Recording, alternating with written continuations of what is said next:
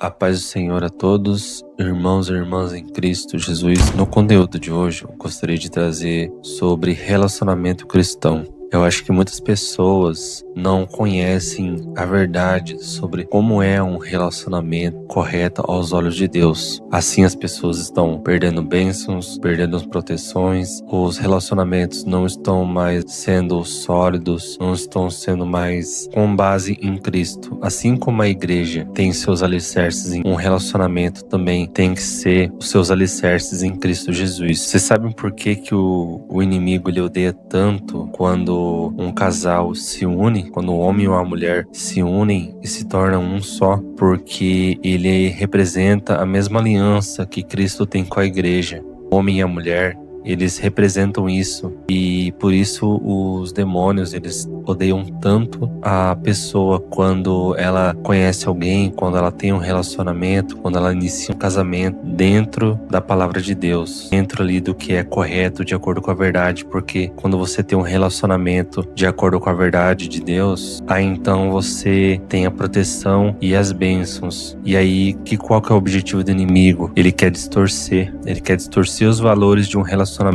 E aí você vê como que tá os relacionamentos hoje em dia. Tá tão bagunçado os relacionamentos hoje em dia que as pessoas não conhecem mais a verdade e elas acham exageradas essas verdades, como se Deus ele fosse o crente morno, como se o próprio Deus que criou o relacionamento, que criou o casamento, que deu esse presente pro homem, pro ser humano, ele fosse se adaptando aos dias de hoje, como se Deus não muda. Deus é o mesmo de antes e agora e depois. Ele eternamente foi o mesmo, ele nunca mudou, ele não evolui igual os seres humanos. Eu queria apresentar para vocês um relacionamento cristão, como ele é, para que você que está dentro do casamento, para você que está namorando, para você que está solteiro, você conheça a verdade e você possa usufruir de todas as bênçãos de Deus sobre o seu relacionamento ou sobre sua vida de solteiro, que eu vou abordar a vida de solteiro, de namoro e de casamento. Eu vou tentar trazer aqui o máximo de verdade possível de Deus para vocês serem edificados e fortalecidos em Cristo Jesus nessa área da sua vida. Tem um versículo que eu encontrei, que está em 1 Timóteo, capítulo 5, versículo 5, que eu achei muito interessante,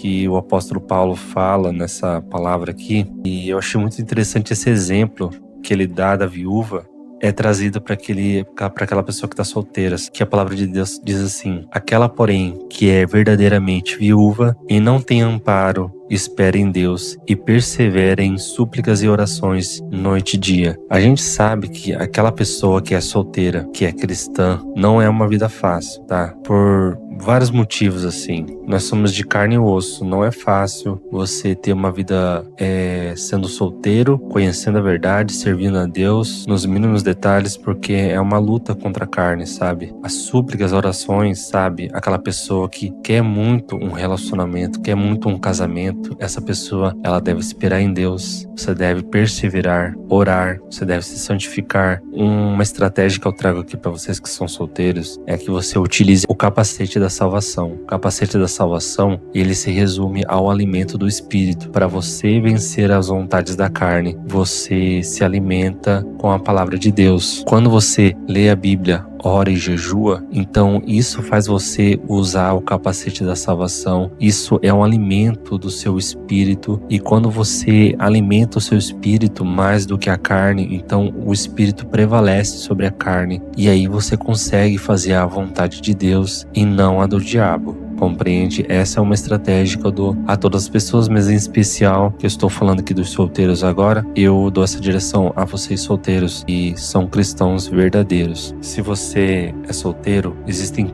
detalhes assim que são coisas que são erradas, né? Hoje em dia tá tão banalizado os relacionamentos, tá tão distante de Deus os relacionamentos, sabe? Que se eu fosse falar os detalhes assim de cada coisa errada, eu acho que esse vídeo ia ter umas 10 horas de vídeo, assim, sabe? Tem coisas que são importantes que eu queria ressaltar aqui no vídeo. Se você é uma pessoa, se você está na adolescência ainda por acaso vendo esse vídeo, preservar a sua virgindade é importante, sabe? Eu já vou abordar esses detalhes assim, mas questão de virgindade, questão de beijar, tudo isso se faz, tudo isso você vai dar de presente a quem você vai se casar.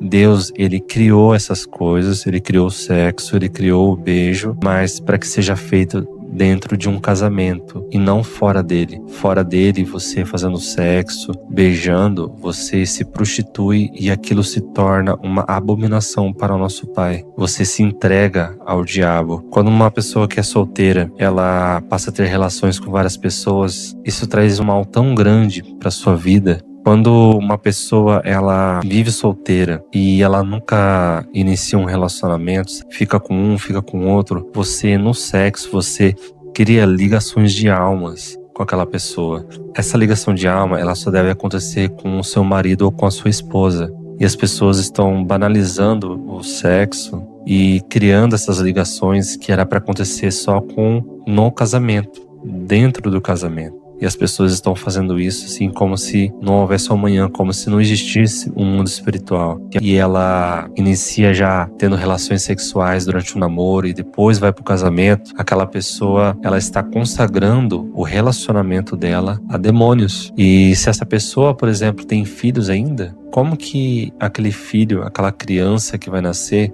vai ser abençoada por Deus, dando vida a um outro ser humano ou consagrando a demônios? Você está fora da palavra de Deus, você está fora das proteções, das bênçãos de Deus quando você vive assim. Esse casal, nesse exemplo, vai estar consagrando o filho, a filha deles a demônios. Então aquela criança que vai nascer ali, sendo filho de prostituição, essa criança vai ter maldições hereditárias que ela vai ter que enfrentar depois mais tarde na vida dela. Os pais, eles têm um poder enorme sobre os filhos e eles têm o poder de abençoar e de amaldiçoar. E tudo isso é construído durante um namoro. A pessoa que tá solteira, só finalizando a parte da pessoa solteira, tá? Masturbação. Isso é um mal que vai causar na sua vida, assim, porque isso afasta você de Deus muito. Tem pessoas que estão viciadas nisso, não sabem, estão viciadas desde a pré-adolescência, muitas vezes ali no final da infância, entre 11 para 12 anos ali, a pessoa se torna viciada ao longo dos anos. E eu vou te dizer, existe uma raiz disso que está atrelado à falta de domínio próprio. Se tem uma coisa que o Espírito Santo oferece a uma pessoa, é domínio próprio. Quando uma pessoa é viciada nisso, existe uma raiz que está relacionado à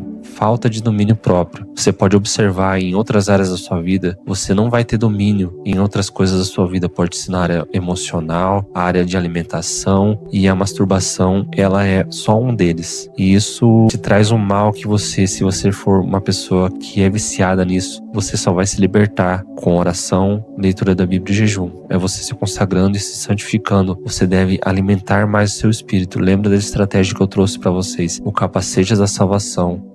Você utilizando ele, você fortalece mais o seu espírito. Com o seu espírito mais fortalecido do que a carne, você faz a vontade de Deus. A parte de ligações de almas, tem um vídeo que eu fiz só sobre isso, que mostra como que são as consequências, e eu tô abordando esse tema. Eu vou tentar deixar aí algum link aí no vídeo, ou um card aí no vídeo, para você ver esse vídeo sobre ligações de almas. Que ligação, resumidamente explicando ligações de almas, é cada vez que você faz sexo com uma pessoa, você cria uma ligação de alma com aquela pessoa. Eu vou trazer 1 Coríntios, capítulo 6, versículo 16. O apóstolo Paulo fala assim: ou não sabeis que o homem que se une à prostituta forma um só corpo com ela? Porque, como se diz, serão os dois uma só carne. Quando isso acontece, é através da relação sexual. Quando uma pessoa tem uma relação sexual com alguém, então eles criam uma ligação e eles se tornam um só no reino espiritual. Então eu abordo especificamente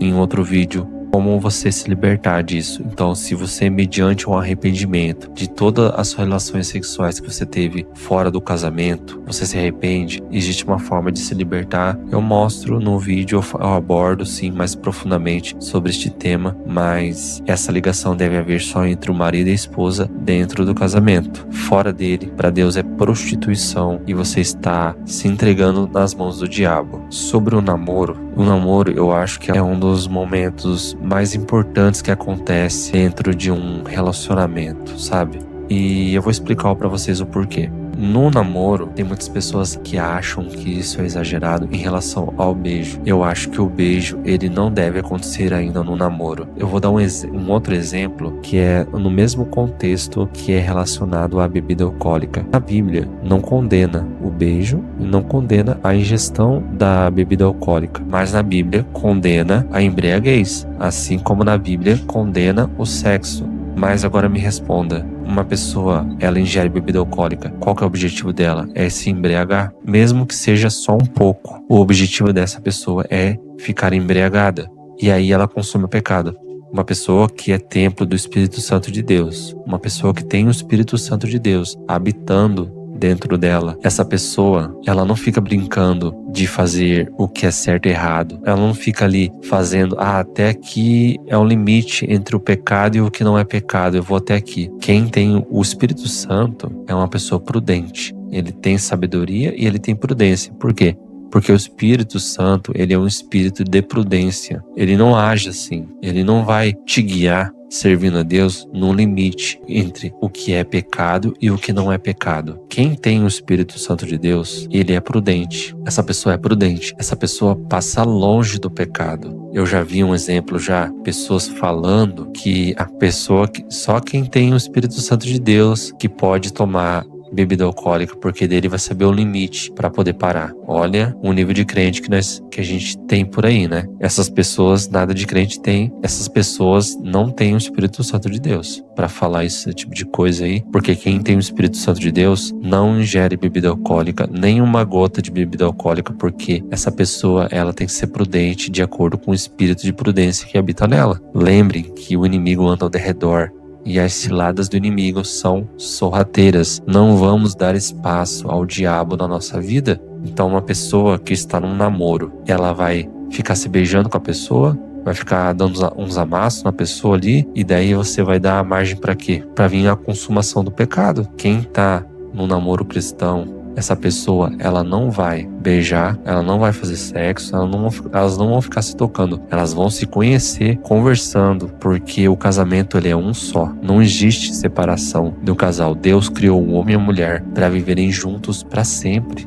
Você não vai ficar brincando de namorar com um, namorar com o outro, assim, não é assim que funciona. Lembrem que o inimigo, ele está banalizando o relacionamento que Deus criou. É isso que o inimigo faz, ele pega a criação de Deus, ele tenta distorcer para você não usufruir das bênçãos de Deus, das proteções de Deus. Agora, uma coisa que eu falei antes aqui sobre o namoro, tá? Por que é tão importante o período do namoro? Eu falei esses detalhes do que é certo e errado ali, sobre beijar, tocar. Agora, quando você faz isso, quando um casal que está no período de namoro, eles agem corretamente de acordo com a palavra de Deus, você está consagrando o seu casamento a Deus. Você já está colocando ali as proteções de Deus, você já está colocando ali as bênçãos de Deus no casal. No seu futuro casamento, já no seu namoro, você já está fazendo isso, você está servindo a Deus naquele momento, você já está consagrando os seus futuros filhos que você vai ter quando você está em um namoro e você vive a palavra de Deus ali no namoro da forma correta.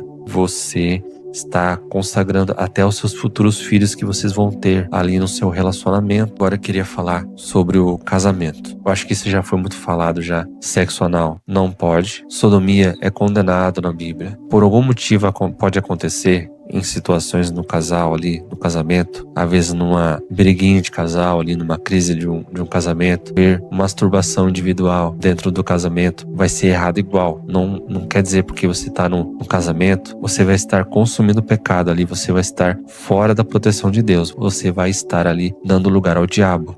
Um detalhe muito importante que eu já vi uma mulher, uma serva de Deus na internet falando, que eu achei muito interessante, eu queria trazer aqui nesse vídeo para vocês também terem esse conhecimento. A oração antes da relação íntima do casal, eu acho muito importante. O casal se ajoelhar à beira da cama, de joelhos, orar e consagrar aquele momento para Deus. Eu acho isso que é muito necessário para o casal ali, porque Deus, ele vai se alegrar com aquilo ali. Porque você acha que Deus, ele não está sustentando você na relação íntima também? Deus, ele se alegra do casal que tem a relação íntima dentro do casamento, que você tenha feito tudo de acordo com a verdade. Deus, ele se alegra com isso. Deus, ele fica feliz com um casal que age assim. Então, quando você ora antes da relação íntima, isso é importante. Isso é importante porque o Espírito Santo está sustentando vocês ali naquele momento. E isso traz alegria para Deus. Isso não é uma coisa que é errado. O inimigo é que distorce isso. E ele distorcendo isso faz vocês banalizarem a relação sexual. Na verdade, isso é um presente de Deus para o ser humano. Esse presente é pro casal, dentro do casamento. Deus, ele se alegra nesse momento, quando o casal está tendo a relação, sabe? É um presente para o ser humano. Então, saibam usar da forma correta, que para você não perder as proteções, para você não perder as suas bênçãos que Deus tem para sua vida de casal. Quando você for ter relações com sua esposa, com seu marido, faça isso, faça uma oração antes. Esse é o meu conselho, né? Um versículo que eu queria trazer aqui para vocês a respeito do que Pedro fala, que eu acho interessante para fortalecer, sabe, vocês. 1 Pedro capítulo 3, versículo 7, que diz assim: igualmente vós, maridos, coabitai com elas com entendimento, dando honra à mulher como vaso mais fraco, como sendo vós os seus co-herdeiros da graça da vida, para que não sejam impedidas as vossas orações. Então, quando o casal que tenham um relacionamento completo, paciência, em mansidão, em compreensão, em saber ouvir, saber falar, para que se você não estiver no seu casamento, se não estiver bom, se não estiver bem, se vocês estiverem brigados, não adianta vocês quererem fazer uma oração, porque essa oração Deus não vai atender. Você precisa estar bem no seu relacionamento, no seu casamento. Precisam estar bem resolvidos em todos os âmbitos do seu relacionamento, para que na hora da oração, na hora da consagração, Deus possa ouvir a sua oração. Isso também eu lembro muito de perdão. Se tem algo na sua vida que você não liberou perdão, não adianta você orar a Deus, não adianta você orar ao Pai pedindo perdão pelos seus erros se você não perdoa o seu irmão ou a sua irmã. Eu já vi pessoas falando assim: mas é Deus que perdoa. Eu não perdoo, é Deus quem perdoa. Você está fugindo do que é difícil de fazer, que é liberar o perdão. E o mais beneficiado vai ser você que perdoa. É você que vai ser liberto dentro de um relacionamento. Isso deve acontecer. Não pode deixar de acontecer. O perdão, a paciência, a tolerância, a mansidão, a compreensão sobre as falhas um do outro. Por isso que o relacionamento do namoro é importante. Você conhecer os defeitos